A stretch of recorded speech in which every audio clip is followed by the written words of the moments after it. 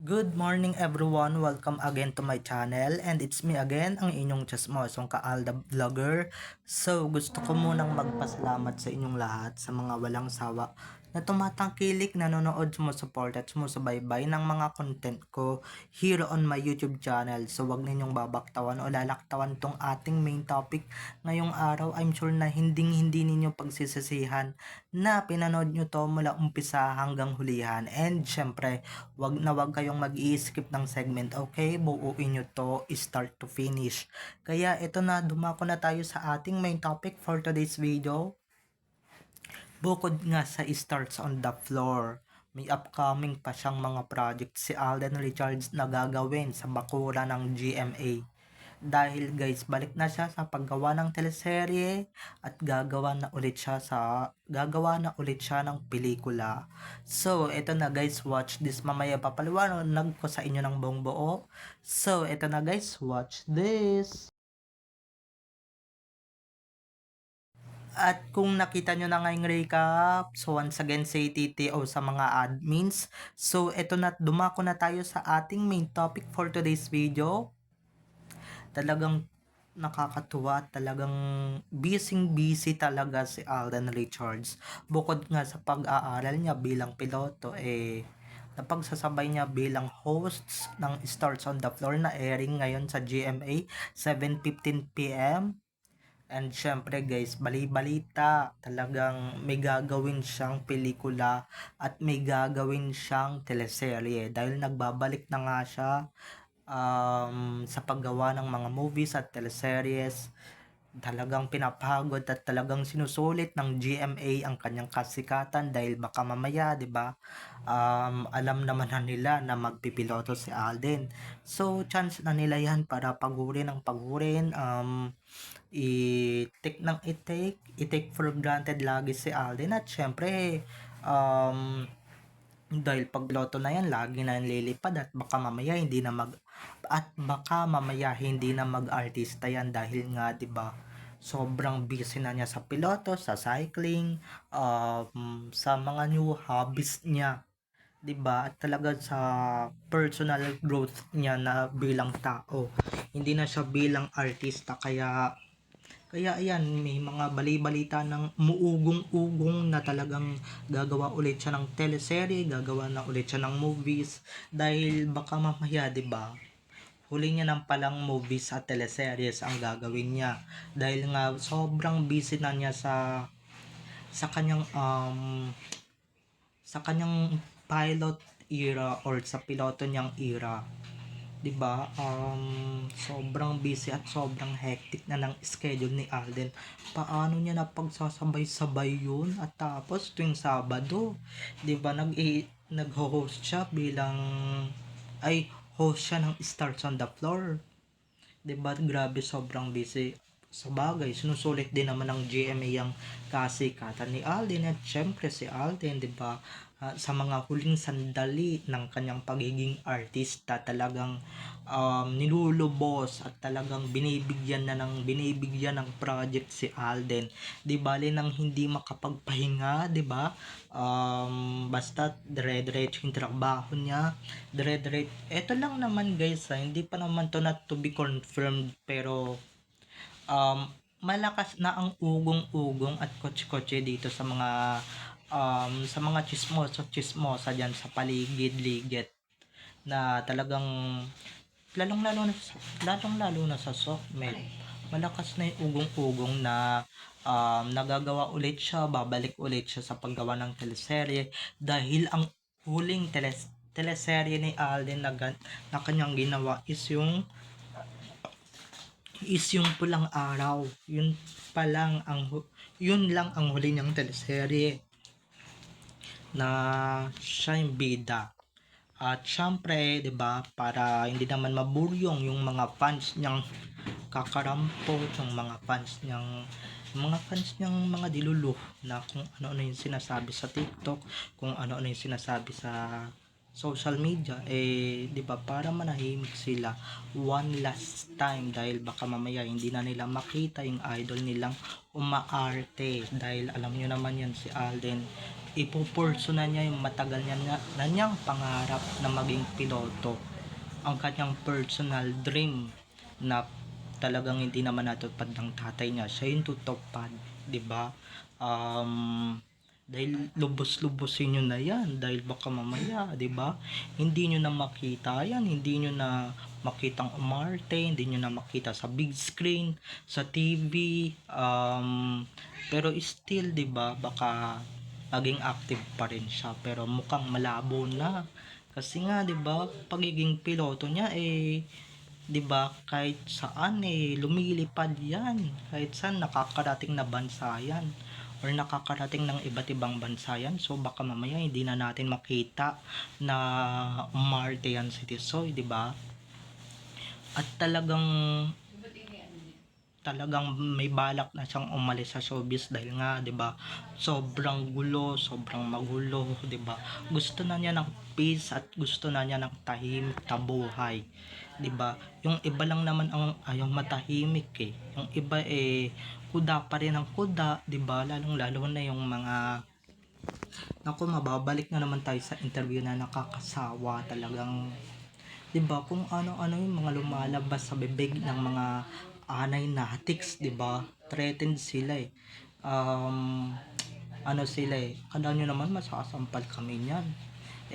Baka kayo ang masampal pagka hindi niya na makita yung idol ninyo or si Alden na umaarte. 'Di ba? Hindi niyo na makita yan sa mga ilang shows ng GMA na magho-hosts, 'di ba? Magiging mainstay, magiging main hosts ng isang programa, dahil nga, 'di ba, sobrang busy at sobrang magiging hectic na ng schedule niya, 'di ba? Para to sa mga anay natik sa mga may mga delusional at mga dilulu na talagang ay hindi pa rin talaga nananahimik ng bonggang bongga, hindi pa rin talaga 'di ba, palibhasa, 'di ba, pagka pagkatagal-tagal masasanay din yan, 'di ba? Kasi si Alden todo purso na ng pangarap niya maging piloto, iiwan na niya yung showbiz dahil baka mamaya, 'di ba, hindi na niya kinakaya, guys, mga issue, yung mga happenings na talagang ibinabato sa kanya kahit wala naman siyang ginagawang masama.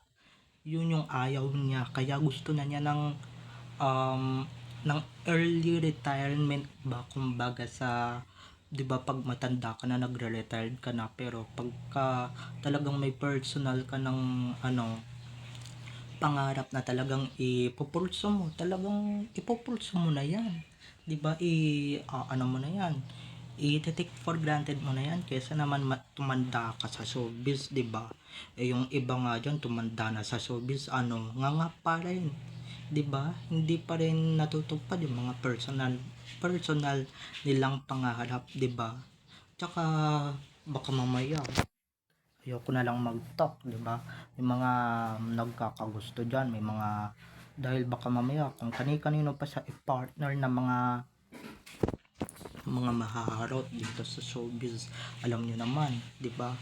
Kaya lubos-lubosin nyo na GMA, pagawin nyo na ng pagawin yung si Alden ng teleseries at movies, pero we're not excited kung ano man yan, or 'di ba, dahil baka mamaya di naman namin tumapanood, dahil baka mamaya yung leading lady niya makatulad pa rin ni yung mga makatulad pa rin ni SL na talagang nakakasuka sa screen, or baka mamaya, 'di ba, yung mga movies na gagawin niya, 'di ba, sana yung mga katulad ng 5 breakups, may mga konting maturity, 'di ba, at saka focus na rin siya sa directing, kaya hindi na natin talaga makikita si Alden sa big screen or small screen na talagang siya yung umaarte. Makikita na lang natin yan yung parang sila yung mga bigating director sa showbiz at mga talagang malalaking director dito sa showbiz, yun na lang talaga yung peg niya, 'di ba? Hindi na yung umaarte, hindi na siya yung main leading man, Diba, nagdedirect na siya ng mga kapwa niya artists, mga kapwa niya artista, or mga small artists pa lang. Gaya ng, gaya ng iba dyan na talagang small artists lang talaga at wala pang big name sa showbiz. 'Di ba? Yun na lang talaga bukod sa pagiging piloto. Ibig sabihin, nasa likod na lang siya ng camera, hindi na siya yung aarte. Ibig sabihin, mabibigyan na ng opportunities yung iba na talagang maipamalas talaga yung galing nila. At syempre, their time to shine, 'di ba? Ganyan si Alden magbigay, hindi gaya ng iba na talagang 33 anos na or nasa 29 plus pa lang, iba, hanggang ngayon sila pa rin nakikita sa camera. Hanggang ngayon sila pa rin yung nakikita umaarte. Walang iba, di sila nagbibigay ng opportunity. Eh si Alden nag-giveaway na yan, 'di ba? Para sa ibang bituin na talagang gusto din niya, talagang mag-focus na rin talaga sa kanyang pamilya dahil nga, 'di ba? Lumalaki na ng lumalaki yung pamilya nila. At guys, take note, baka mamaya susunod na rin si Maine, 'di ba? Susunod na rin yan si Maine na mawawala sa showbiz kasi nga alam naman na natin, 'di ba? Hindi naman peaceful ang kanilang buhay. Nabubulabog, 'di ba? Yung kanilang buhay na buhay mag-asawa, kung ano-anong issue ang pinaparatang, binabato sa kanilang dalawa ni Alden. At 'di ba, kung may piloto, may Alden pilot, baka mamaya 'di ba, maging flight attendant din si Maine. Kaya pala gustong mag-pilot ni Alden bukod sa pagtupad ng pangarap ng kanyang tatay, kasi nga gusto din naman maging flight stewardess din ni Maine, 'di ba? Kaya pala gusto din pala maging piloto ni Alden. Nako Alden, talagang kilalang kilala ka namin. Kung ano yung pangarap ni Maine, personal na pangarap ni Maine, talagang susundan mo talaga, magpipiloto ka bigla, 'di ba? Nang kahit wala naman sa plano, wala naman talaga sa plano niya yung pagpipiloto, 'di ba? Napakadami talagang blessings ni Alden.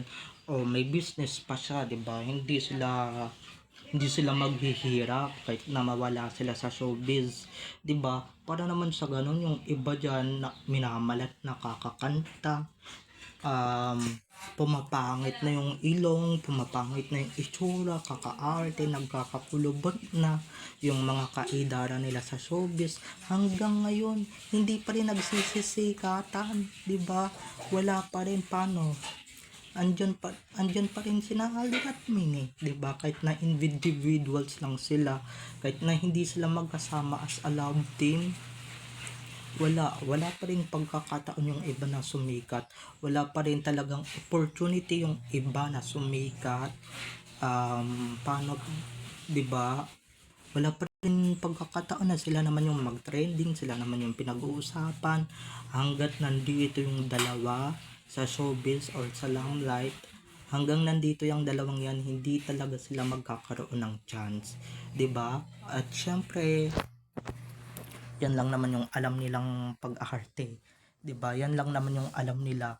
Hindi katulad nila Alden at Min, talagang business minded na kahit umalis sa showbiz, hindi magugutom, 'di ba? Hindi sila mamamatay sa gutom.